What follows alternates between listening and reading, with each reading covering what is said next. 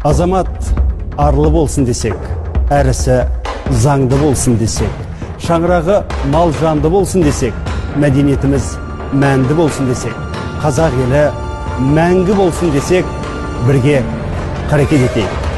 Қарекет адамның ниеттеніп әрекетке көшкенде ғана нәтижелі болатынын білдіреді. Қарекетті берекет деген ақыл осының дәлелі ретінде адамның еңбегі мен оның жасаған амалы ақырында жақсы нәтижеге алып келетінін көрсетеді. Алайда бүгінгі таңда әлімжеттік мәселесі жастар арасында өзекті орын алуда. Дамуына теріс әсер етіп, қоғамда зорлық-зомбылық пен түсініспеушілікке келуде. Бүгінгі таңда жастар арасындағы әлімжеттікті жойып, адал, мейірімді, дұрыс қарекет ететін ұрпақты өсіру үшін рухани тәрбиені қандай бағытта дамытуымыз керек?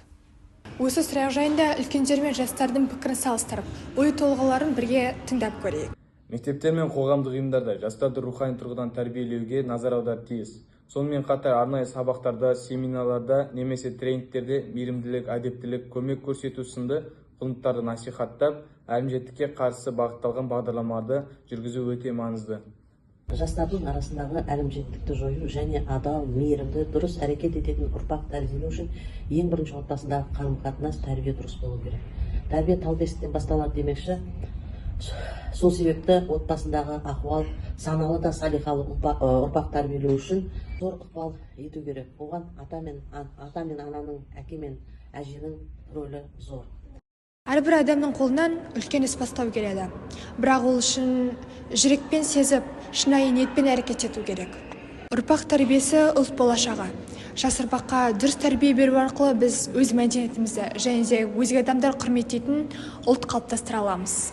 Жақсының аты өлмейді, ғалымның хаты өлмейді демекші, Бесен ағамыздың өзі өмірден өткенмен оның қалдырған ізі, болмысымен, оның жазған еңбектерімен халқына жасаған ерен еңбегі ешқашан халықтың жадынан өшпейді. Бұл өмірде не бар? 5 күндік жалғанда сыйластықтан артық. Бірақ сыйласу үшін де қарап отырмау керек, қарекет ету керек. Созылған қолға өз қолыңды да ұсыну керек. Артық ауыз айтылған сөздерді кешіру керек.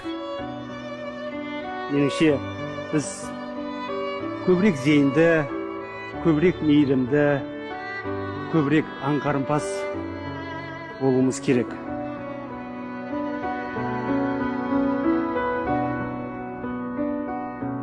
Бақытты болуға кім лайықты? Шын мәнінде бақытты болуға сол күрескен әрбір адам лайықты.